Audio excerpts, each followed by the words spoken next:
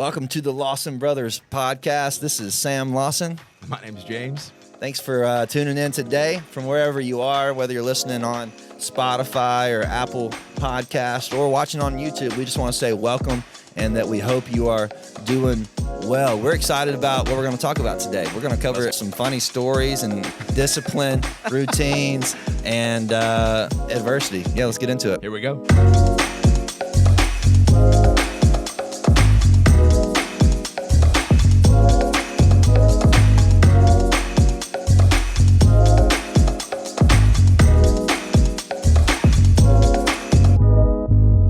Hey, welcome to the Lawson Brothers podcast. I'm Sam Lawson. And I am James Lawson. It's so good to be here today. James, how's your day going so far, man? It's good, man. It's good. What you doing? 10:22 in the morning on a Tuesday. Yep. So what have I done this morning? Yeah, what you done so far? Woke up and got Noah ready for school. School starts pretty early down here for little people, so I had to get him out the door. Came home, did some vacuuming around the house, got a little workout in, drank some coffee, a little protein shake, headed into the office. A little pastoral prayer time with our staff team this morning, and got a question for you. Now here we are. Yeah, podcasting. Here we are podcasting. Do you have a morning routine? I think I just described it to you. That's like the I routine. I don't know that I would have said I did, but I think I just described the morning routine. Is it to the detail? I mean, that's pretty much like I'm not a. I was about to say I'm not a disciplined person, but I'm not like a structured schedule person. Not a structured schedule person. Okay. I like to think that I do have disciplines that are a part of my life and that are important, but in terms of like, I've got my schedule mapped out to the minute. I don't. Yeah. So I know this, but maybe the listeners don't know this about you. So maybe open that up a little bit. We're just jumping right in. I like the thought. Jumping right in. Yeah, jump in. Wow. I had a roommate in college. Yeah. And I love Michael Harp so much. Oh yeah. But when we were in college, Michael got on this like super disciplined kick, and he to this day, as far as I know, is still this way. But he was like mapping out his days like by the minute, by the hour. Okay. And it was phenomenal. It was phenomenal, and for him, it was like gold standard. It was the best. It worked really well. That's what he needed. Yeah. And for me, I tried that for like an hour. And it's like, oh my goodness, I don't think this is like possible for me to do that. And I don't know, maybe it's just the way my brain works. But for me, that level of structure is almost confining. And so for me, like I like the ability to like change up the routine. Okay. I think that somehow for me inspires me, gives me space to create, think, dream. Okay. I don't know, structure. I don't mind structure. Structure is a good thing. It's helpful. Yeah. But for me, it sometimes feels like it limits and constricts. So but at the same devil's time, advocate. Okay, go ahead. Yeah. I would definitely vouch for the fact that sometimes like a structure that is so boom, boom, boom, boom, boom, thing after thing after thing can be liberating for certain creative people. Totally. It's just process. That's interesting. I know. And like on my really end of things, I have to put some structure into my world, or else I won't get stuff done. Yeah. And one of the things that I'll put like self-imposed deadlines on things. Okay. Like I've got to have this task done by this time. I've got to, just for example, I'm studying for a message. Like I've got to be done with the study portion at this hour, this moment, so then I can move to like the thought organization, content creation, or else I'll just sit there and read and think, and not actually like move forward. I know we relate on this fact. Like there have been papers. I remember when you were in college that you would tell us about you finishing up at like 12:58 a.m. Always. And it's due at like 1 a.m. I'm the same way when it comes to that stuff. But what I've seen you do is like, this is the deadline. The maximum amount of time that it's going to take you. Yeah. And so in that way, you're actually quite disciplined. Yeah. That when it's go time, it's go time. It's go time. That's interesting. Yeah, my morning routine is kind of funny. Like, but yours, hang on before you jump into sure, this. sure. Your morning routine is like brand new. Yeah. Right. Yeah, well, I'm making a jump into a brand new morning routine. Right. Because for you, yeah, I don't know if I can say that. I'm just going to say this. Let's just talk. You I'm didn't fine with have it. a whole lot of structure. Nope. For you graduated college. College was structured because it has to be structured to get stuff done. College was way less structured than high school was because I played sports in high school all the time. Right, and that was my structure. Right. And so then you go to you wake up. Yeah. You eat breakfast. You know what kind of breakfast you need to eat. You go to class. Mini wheats, baby. Mini wheats. Mini wheats and whole milk and a cup of orange juice. Not at mom and dad's house. What, whole milk is 2%. 2%. I drink whole milk now. I use whole milk now because right. it's better. But school day, you got your lunch time, right? Yep. Cafeteria style. I would like stuff my backpacks with snacks and stuff and just eat at them during class when I'd like lean down to get a pencil out of my backpack or something. Probably not supposed to do that, but I did it. And then after school, you might have like 25 minutes before you got to be in the locker room. Sure. Or like my grades were the best they ever were during football season and basketball season. Okay. It'd be like I say that it's because of the structure. It might just be, school's easier at the beginning and then. No, I don't think so. I think structure definitely had a lot to do with it. I feel like structure. You had to get stuff done in this amount of time because your schedule was full. And then college. So for you then, what? high school was structured. Yeah. College structured. College was like new. It was new structure. New structure. Structure. Yeah, structure. And then you entered you entered ministry, and you've always had like another job kind of on the side. I've always worked Tractor Supply or Chick-fil-A. Tractor Supply. Now Coastal I worked Coffee, on it. Christmas tree farming. Christmas tree farm. I worked the whole summer. Hilltop. Dude, I loved that. That's good stuff. I would do that 24/7 if I could. Still 24/7. Still do it here though. Okay, still do music and stuff here. Just making sure. But live on a Christmas tree farm, Fair go enough. home to a Christmas tree farm. Fair enough. That'd be the dream. So college, slightly less structured. Slightly less, yeah. And then when you moved here, it was like college was like, what do I do with free time? Right. Because nobody's telling me to go to a practice room. Right. So I just started treating like the practice room like the football field or the basketball court, and like stay there for 3 or 4 hours. A day. Okay. But then, yeah, you graduated, and you're in the working world, the adult world. You say it like I'm so mature. Well, I'm really not. And then what's the old country song? Let herself go. Was that you? On your own with that one. Let herself go. Was that you? Isn't that a song? Is that George Strait? Maybe? Let herself go. I don't think somebody sang it. I don't think I let myself go. I think it was like what I didn't say that. You said that. You said that. You said let herself go. I've never heard that song. Let himself go. Let himself go. The song is herself, but you're a himself. I am a him. That's funny. Grown man on your own in the world, trying to figure out ministry and work and life. Not trying to. I mean, I think I know who I am, and like, that's not what I'm saying. But I mean, trying to figure out structure, trying to figure out routine and discipline and rhythm. What structure? Well, here's the thing. Here's what it is. Ashley Moore. Okay. Another shout out to the man, the myth, and the legend, Ashley Moore. I just love him. I really miss him. I called him earlier this year, or maybe like in December sometime. Okay. I think early January. And I just asked him. He's a fascinating individual to me. Okay. Because we're just polar opposite. Okay.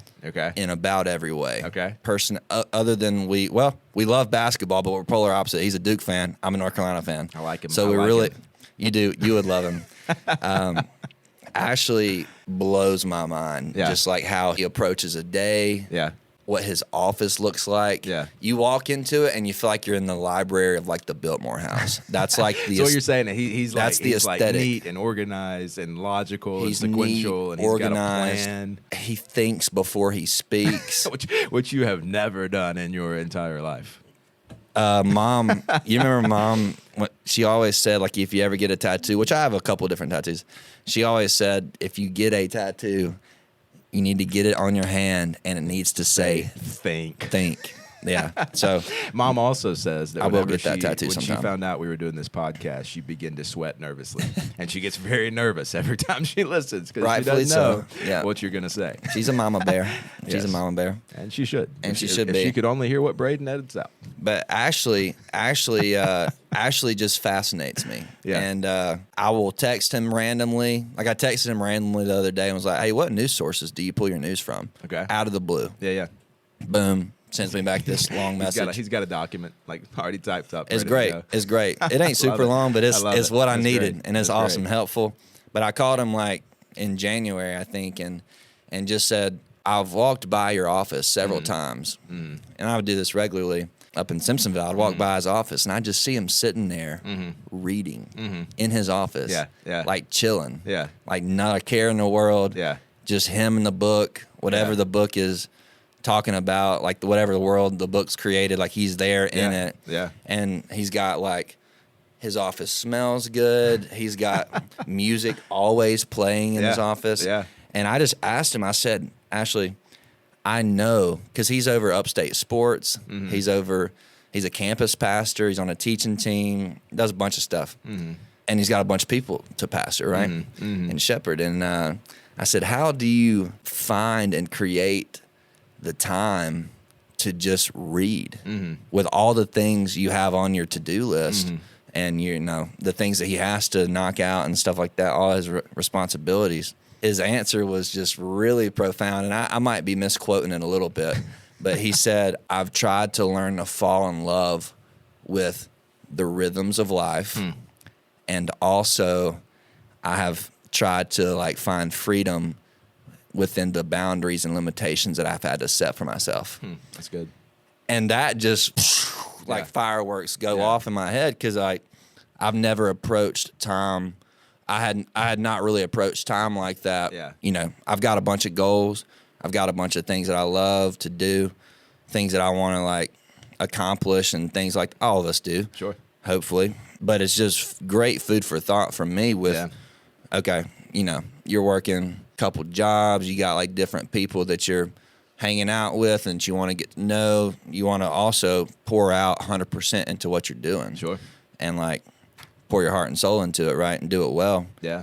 That thought process just kind of helps you. I love that though. The through idea it. that life has a rhythm. Thanks for taking this over. Yeah. Life has a rhythm, and there are times and seasons, and everybody's got responsibilities. Yeah. And the question is, yes, what are the goals? What's the big picture? But then to distill that down and say, okay, what's the plan?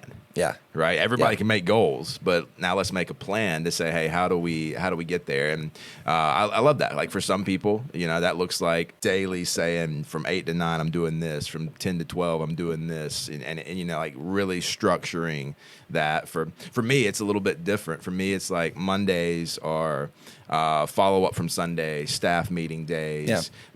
Future service planning. Tuesday is study for youth ministry. Wednesday is kind of contact people that I need to talk to and prep for Wednesday night. Thursday is like sermon planning for the following Sunday. So it's like I've got general ideas, but that's not structure. necessarily distilling it down to hour by hour how that's going to look. But Yeah. circle back to the morning routine question. Yeah. So for you, I actually have a question for you in a minute. Okay. So remember to ask me that. you have a question for me after. So just give us really quickly your new morning routine, where you're starting your day in a minute and a half. All right. How do you start your day? How do I start my day? So in order to start my day well, I have to intentionally lean into the plan. rhythms, make the plans, maximize the day, move toward the goals. How do you start your day? My morning routine starts the night before. Yeah, you got to already make the choice for the next morning, the night before. That's good. That's so good. a lot goes into that. What's the old preacher saying? Sunday morning church is a Saturday night decision. Hey, I like that. I like I that. don't know where that preacher voice came from right there. But I think you should pull more out, man. Pull it out. come to Pinewood on Sunday. I'm going to talk like that the whole sermon. Morning church. Morning church. It's a congregation All right, go. of believers in the great mighty hand of God. That didn't even make sense. All right, Believers in the mighty hand. Sing, Sam, sing. Sinners in the hands of Andy Grott. Braden, what's the line that you That's get? Jonathan Edwards. Sing, clown. Sing, clown. Sing a Sing a song, clown. Morning routine, Sam. What's your morning routine? Yeah, it starts the night before. I lay out my clothes for work the night before. I wake up the next morning at 4:30. Okay. Or my alarm starts going off like 4:27. I got a bunch of alarms on my phone. Starts at like 4:27. I'm out of bed at like 4:40. That way I can get to where I'm going to work out within like the next 20 minutes. Okay. So I get dressed, of course, get ready to go work out. And then by about 6:15, I'm done working out. Okay. Then I go back to the apartment. Then I get my breakfast going while I lay out my bowl of cereal, etc.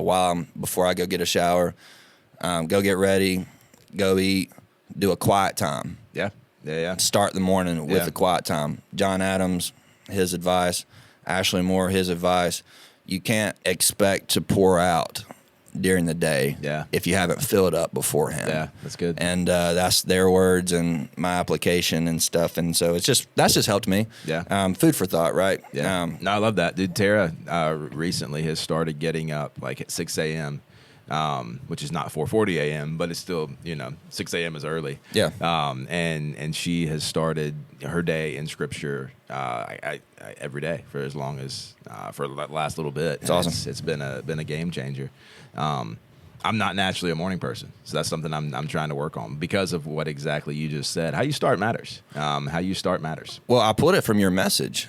You said it. You preached it from the pulpit like earlier this year in the news series. You said you basically I'm gonna bring it to terms that we can understand. Sure. You'd be dumb to think that you're gonna like walk through life with a good plan if you don't make it on the front end. Yeah. Like if you got a goal. And just to clarify, I did not say it like that. You didn't say it like that. But one might apply it in this way. If you got a goal but you don't make a plan, hey, it ain't anybody's fault but yours. Yeah. You got to start well. And so the thought process is I really love taking my time. Mm-hmm. I love walking slow. I love thinking slowly. My friends from Boise State regularly make fun of me like year after year for how slow I walk. And I'm like, look, there ain't a whole lot of stuff in this world that I can control. Yeah. How fast I walk is one of them. So I got to make I'm going to walk slow, but I'm going to leave early enough. This is that preparation thing, bro. Okay. If you leave early enough, if you make a decision early enough, Craig Rochelle says, make decisions now so that you don't have to make decisions later. Make decisions that make decisions. That's good. I think Craig said that. Somebody said that. Maybe. Judith Smith definitely didn't say that. I think Craig Rochelle said that. Maybe. I like that. That's good. Make decisions now that make decisions for you in the future. Yeah, that's helpful. It's pretty solid. Helpful. Yeah. So anyway, I'm trying to think like hang on before you ask me your question. I'm thinking application wise for people listening today. Go for it. As you're thinking about your life, as you're evaluating where you are, what are the things you like about where you're at in life? What are the things you wish were different? What are the things you would change? And then, when it comes to this conversation of discipline and planning, what's it going to take? Let's backtrack. Hang on. Let me finish my thought. Okay, sorry. What's it going to take for you to get where you want to go? If you don't like where you are and you have a goal in mind, what's the discipline that it's going to take? What's the process that it's going to take to get you where you want to go? I think sometimes just sitting down and asking that question can be really clarifying. Because it's like, well, for me, one of the things for me in my life right now, I'm trying to eat less dessert. I feel better when I eat less dessert. I sleep better. My mind is clearer. But if there's ice cream in the house, I might eat the ice cream. And boy, Tara can make some desserts. She makes great dessert. And I love it. Yeah. And I love it. Yeah. So for me, I want to eat less dessert. Maybe I shouldn't buy ice cream when I go to the grocery store. And that's a simple kind of goofy illustration, but whatever it is, whether it's a promotion at work, what's it going to take to get that? It's going to start with doing what you're doing now with excellence and integrity to the best of your ability, above and beyond expectations. Just simple things like that. So you had a question? I wouldn't know. Well, I was just going to say too, let's put a filter on all of those things that you just said. Filter it. Which was great. You got two options, I think, when making any decision is like, okay, what filter am I putting this through? What do you mean? Explain that. Okay. Coffee filter.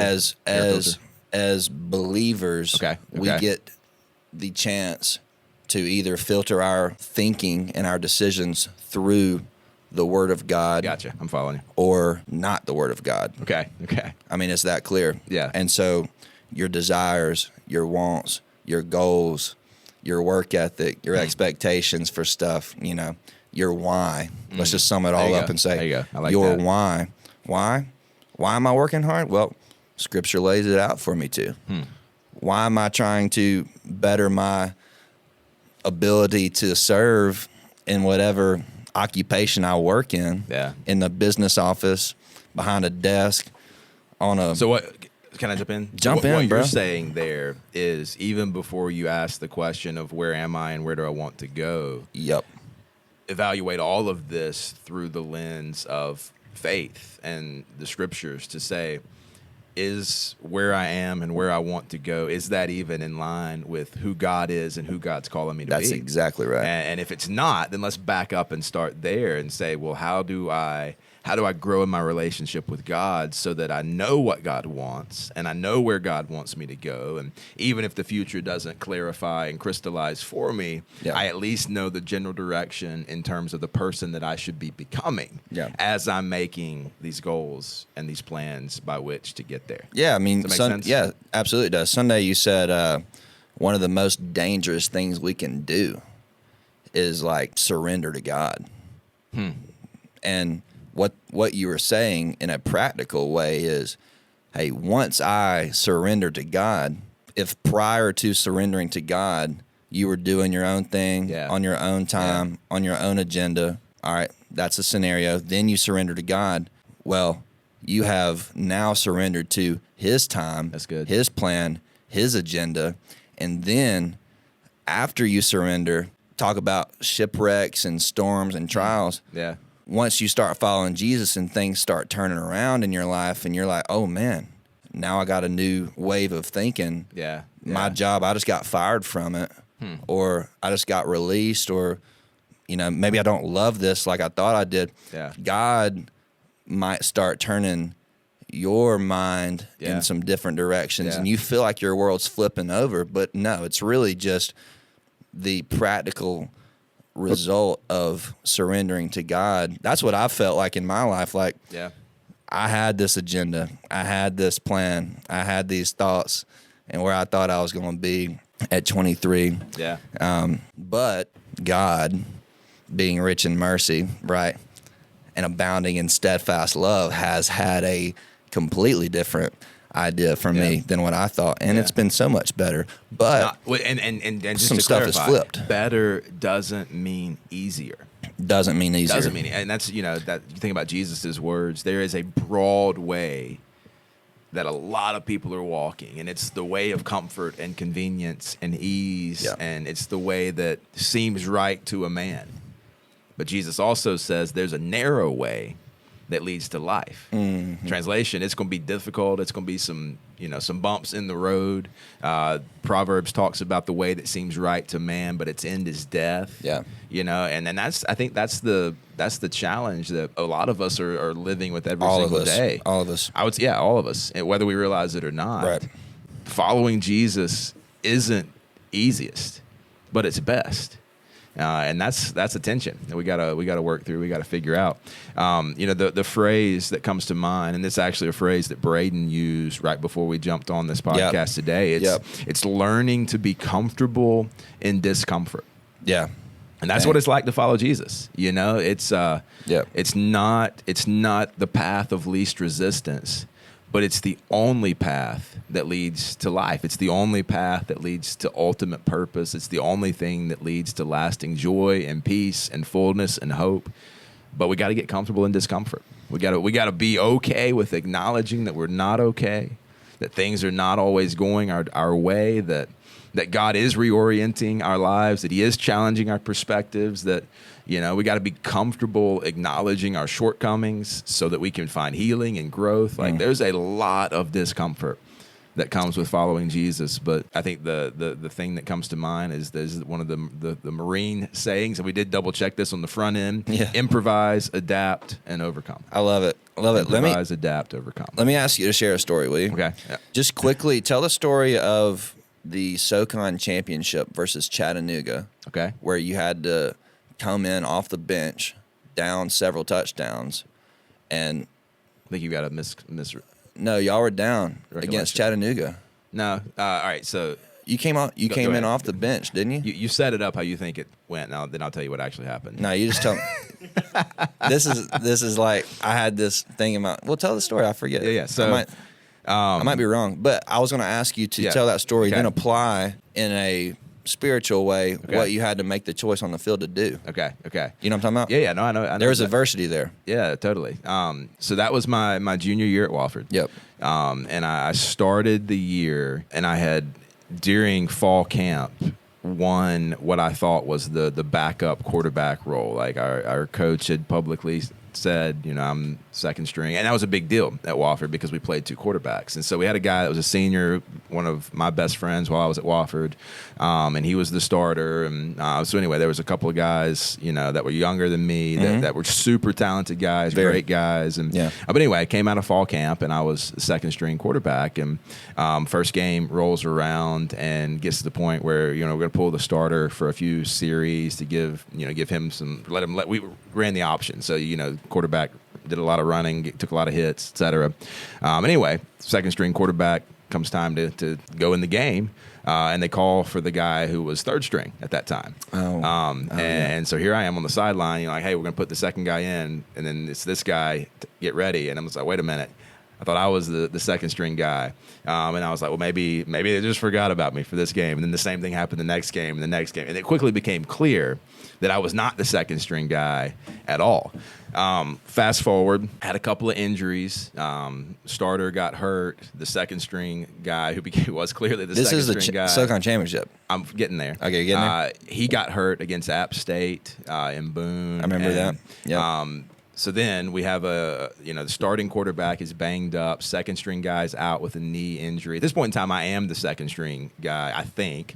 We go to Samford, and whether they like it or not, right, you're the second string guy. Starting quarterback gets knocked out against Samford. So I come in and played. We should have won that game. We didn't. Anyway, got to play. That was a tough game. I forgot about that. We had a chance to. When I missed a touchdown pass that should have gone, we dropped a couple of passes. Yeah, there were some drops. Missed a field goal. Yeah, we had a chance that should have won. Shot ourselves in the foot. I ended up at Southern Conference Championship game, and the game plan, we didn't know who was going to play, but I ended up starting the Southern Conference Championship game after being the sixth string quarterback at Wofford my freshman year.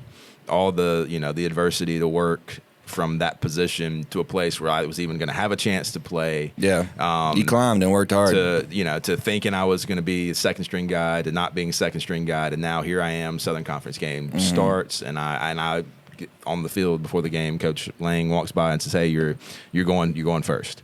So the game plan was I was going to play the first quarter. Then we're going to bring another guy in to play at the second quarter. Really? Okay. And then depending on how it was going at that point in time, we're going to make a decision. Well, second drive of the second quarter, they looked at me and like, you're back in.